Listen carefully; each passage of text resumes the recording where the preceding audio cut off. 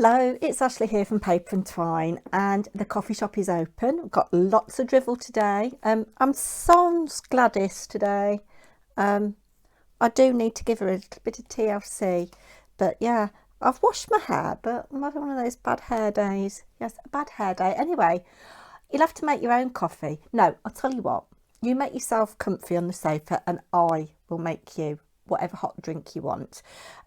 Lunchtime rush is over, so I've just got an Americano, but I can do you whatever. We're getting a milk frother soon, so I'll be able to do you some cappuccinos if you would like. Anyway, where are we? It's the 19th of April, and I was supposed to come on the 17th and draw for the winners of a little giveaway that I've done recently. So the first prize was, sorry, I just moved you then, this magazine, unopened, Simply Cards and Paper Crafts. And then the second prize is the free gift that came with that. So I get sent, when I'm doing commissions for magazines, I get sent the products. So I've got a set of this that I've used, and then I bought the magazine myself, and then they've sent me a magazine, so I've ended up with a magazine I don't need and another set of these that I don't need. So I've kept the magazine that I'm in. So yeah, anyway, enough of that. Let's go down and we'll draw for the winner. So I had 14 people say please enter me. Quite a few people commented, but they didn't say please enter me, and that was one of the rules. So I've got Sam from H2H Crafts, lovely Cheryl from Cheryl Simone Crafts, Lilo Crafts, Kaz0518, Claire Cartwright, Pipfield, Andrew the Cumbrian Crafter, Honeywell Crafts, who's Trish, Beth Allen, Margaret Flaxman, Pauline Toy. Now Pauline, I've only seen you comment on 1 or 2 videos and you don't appear to be a public subscriber. Should you be a winner, I'd like you to contact me. Lorna Callahan, Julie Pearson and the Crafty Seas. These little asterisks just mean that these people are international. I said that if an international person was drawn, what I'm going to do, if an international winner wins the first prize, this is the first prize, they will automatically win this. If I don't pull an international winner for the first prize and it's a UK winner, then this will be open to everybody. Does that make sense? I hope so. Anyway, I've got 1 to 14 written on these little pieces of paper. I'm just going to put them in this little box.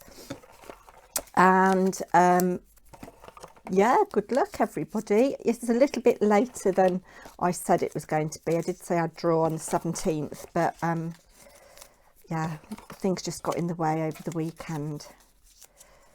So these ones have already been folded in half for a previous draw. I thought I'd do this for a change because we've done a lot of duck races recently, and my iPad's charging anyway, although I suppose I could still have used it. Let's put these in. So this is 1 to 14, all folded up, all exactly the same size. And as I think I've already mentioned in this video, I will be launching my giveaway challenge on the 22nd, on Friday the 22nd. For that giveaway you will need to send me something, so stay tuned for that on Friday. I'm quite excited. Right, so that's all 14 little cards in there. Good luck everybody. So this is for this. It's not been opened. Simply Cards and Paper Crafts. That's really pretty actually, isn't it? Yeah, there we go. Give it a good shake. And the first one, let's dig deep. Oh, I've got 2 there. There we go. Here's the first one. So it's number 13. Lucky for some. And that is lovely Julie Pearson. Lovely. I'll get that in the post to you, Julie. Okay, here we go for the second prize, and this is open internationally as well. So just giving a good shake. And let's see who has won this. So that's number 10. Let's see who number 10 is. Number 10 is the lovely Margaret Flaxman. So that's second. Lovely. Well done, ladies. Julie has a channel. I'll link her down below, but Margaret doesn't, but she does support a lot of us, and I think she does Instagram as well. So well done to those people. So well done to those people. I will get that in the post ASAP. Might be Thursday now. I don't know. We'll see. We'll see what I'm doing tomorrow. So Barry is still in Poland. He comes back next week. That's why I'm making you drinks. I hope everything's all right. Let me know. I might be able to find you a bit of cake if you want a bit of cake. Yeah, you need a bit of cake with your tea or coffee, don't you? It's a funny old day.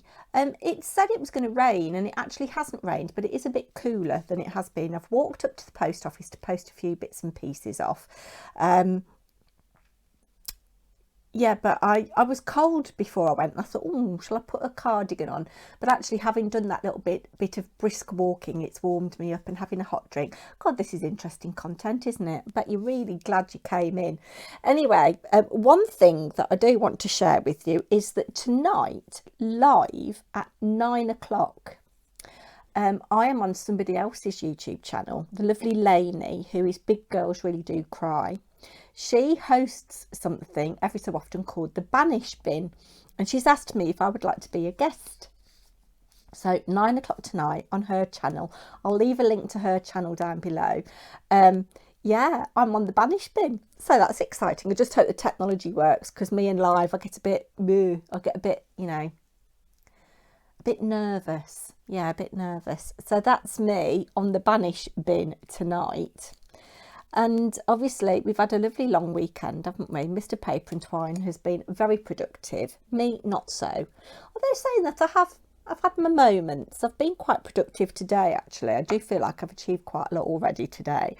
But as you know, we're having a big declutter, and well, we're trying to. And we've got stuff that we've charity shopped, and we've got some stuff that we think we might try on eBay. Mr. Paper&Twine has done a lot on eBay, actually, and has made quite a bit of money.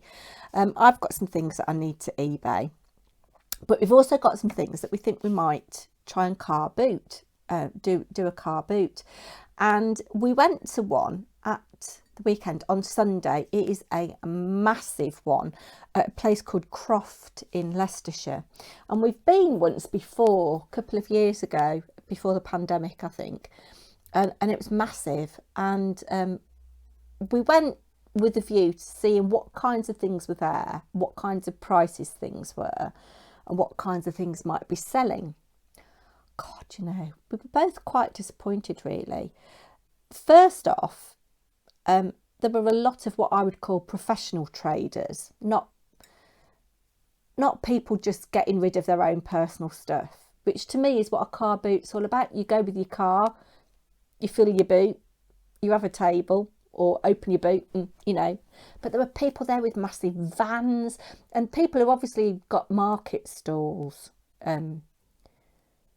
selling all kinds of stuff, and a lot of it was real tat. I was really disappointed. I was very good because I didn't buy a lot, but I'll come on to that in a minute. But what I left the car boot feeling was, as humans, what on earth are we doing to this planet?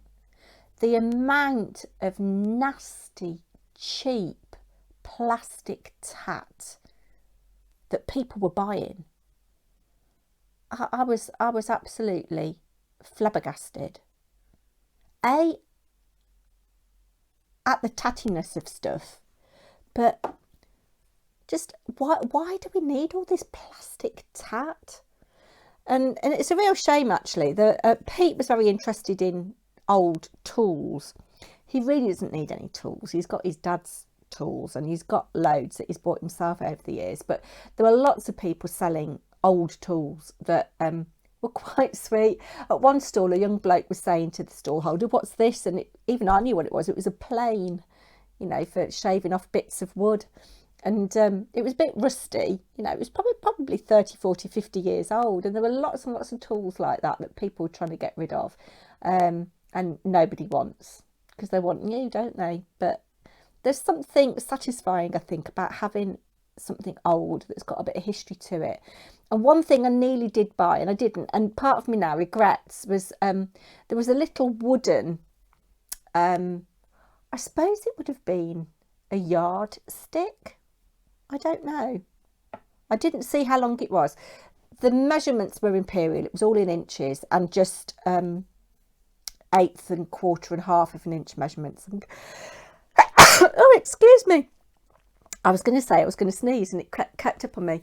Yeah, so there were, yeah, this yard, I think it might have been a yardstick, because it was bigger than 12 inches, which is a foot. And it folded up, so you stick it in your pocket, and it was really nice wood, and the markings were all clear, and the little brass hinges were all quite sweet. And actually Pete would have bought it for me if I'd asked him. But here's a little bit of footage of the car boot. You'll see how big it was, and also what I ended up buying. I spent £1.20.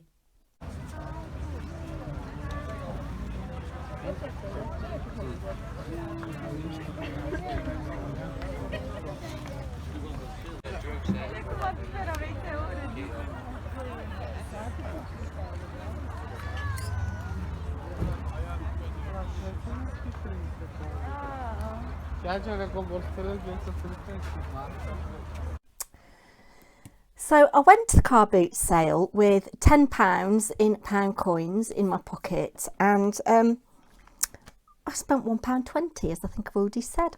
And I bought this.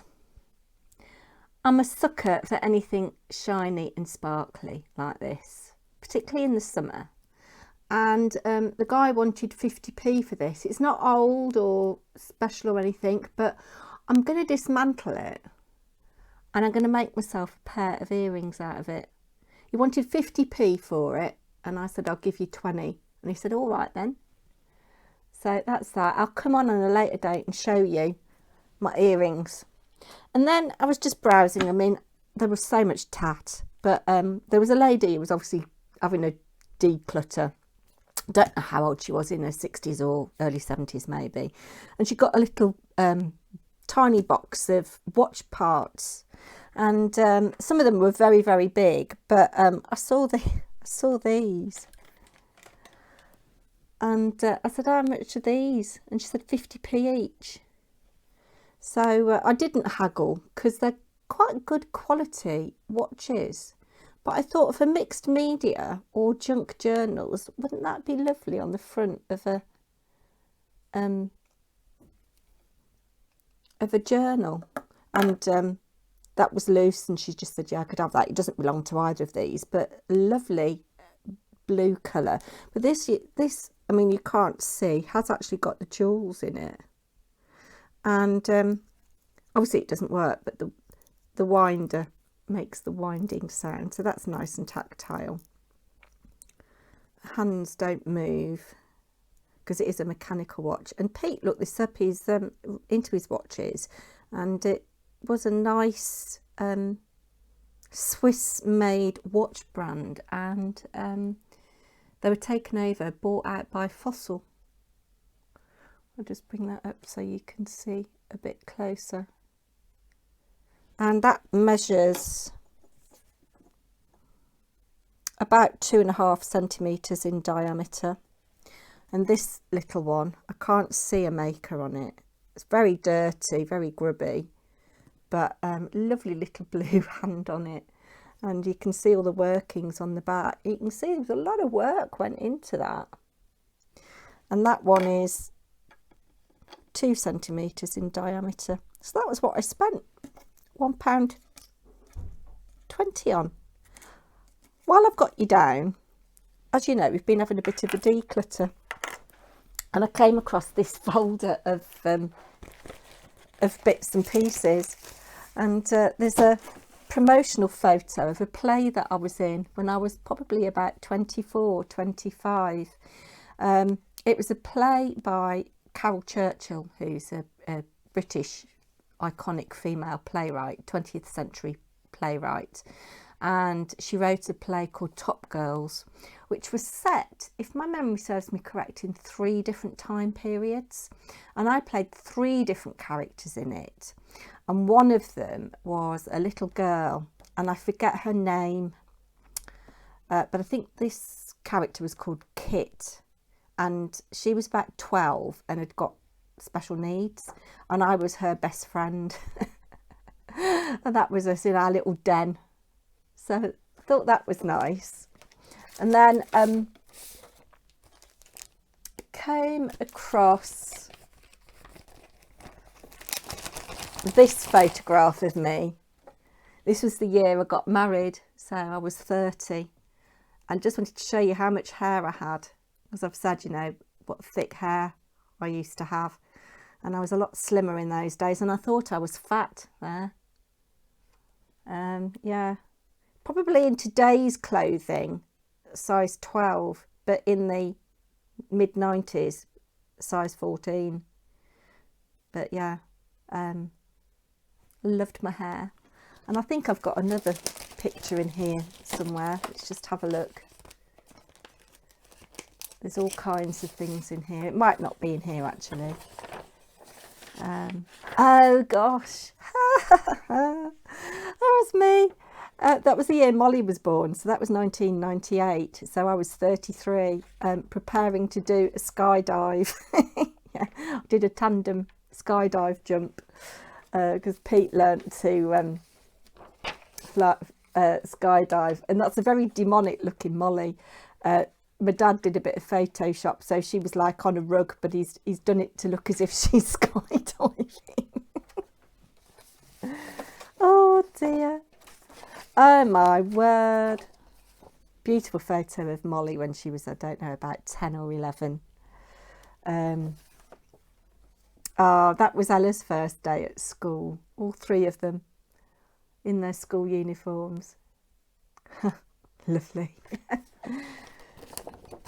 Let's just see what else there is in here. Oh, blimey. Very 1980s. That was my graduation photo.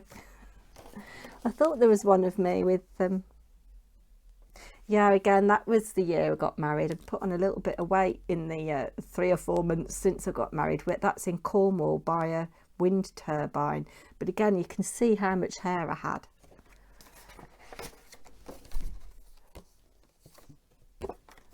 What else is there? Oh gosh. Look at those awful 70s curtains. We lived in this house called William's House, and yeah, it was a big old farmhouse, but it hadn't been done up since about the 1950s and 1970s or something. It was awful, but it was a lovely big space, and yeah, me cooking in my favourite place, in the kitchen, cooking. Yeah, so I don't know how old I would have been there.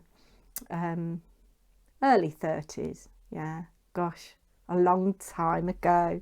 And then another thing that I found, which I wanted to share with you, because I had a mixed teaching career, but July 2011, so 11 years ago.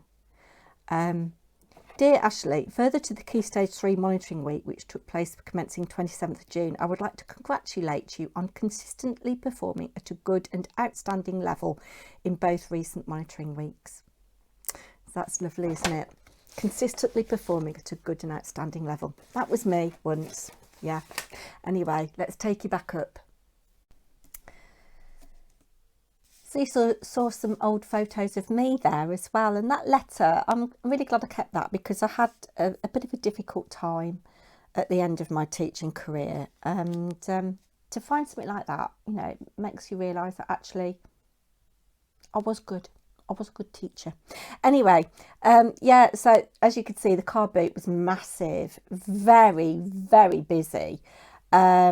but we were looking for somewhere to have a bit of lunch on the way back, and we didn't want anything massive. But we went to this place called Stony Cove. Have a look at this.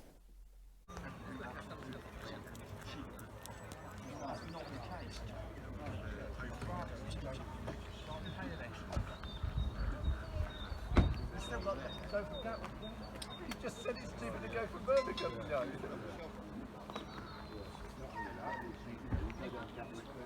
It's okay, like Tom, who's got to have a day off.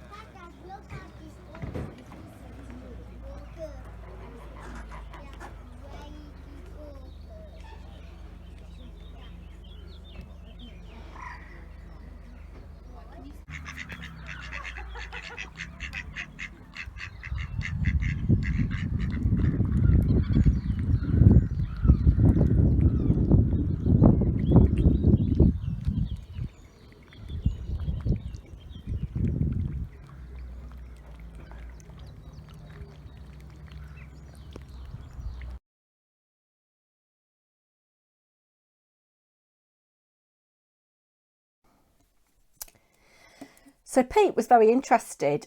He hasn't ever been scuba diving there. He did scuba diving on our honeymoon and qualified. He did a training course and qualified in the Great Barrier Reef.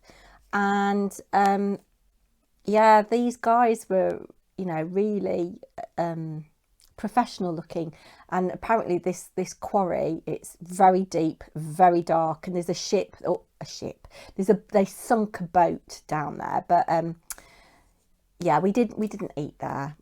We went to a lovely village called Burbage and sat in a pub garden, and they were only doing full-blown Sunday roasts, and we didn't want anything that big because we were eating in the evening. So we just had a beer and a glass of wine, and it was lovely to come home to Blue sitting on the windowsill. So yeah, I'm back tomorrow. I'm sorry this is a bit disjointed. I'm back tomorrow with the Pink Bubble Cards Alphabet Challenge because it's Wednesday. But excitingly, on Friday, 22nd, I will be launching my next crafting challenge. So if you're up for a little crafting challenge, if you've got a little 5 minutes, because it won't take you long to do what I want you to do, I will be launching that on Friday. So do join me tomorrow. There'll be a little hint of what you might win on Thursday and details of my challenge on Friday. So yeah, lots from me. Do come and join me on the Banish bin tonight, and that'd be lovely to see you. And I will be back with my ugly mug soon. Do take care and give me a thumbs up because it does help. Take care, everybody. Bye now.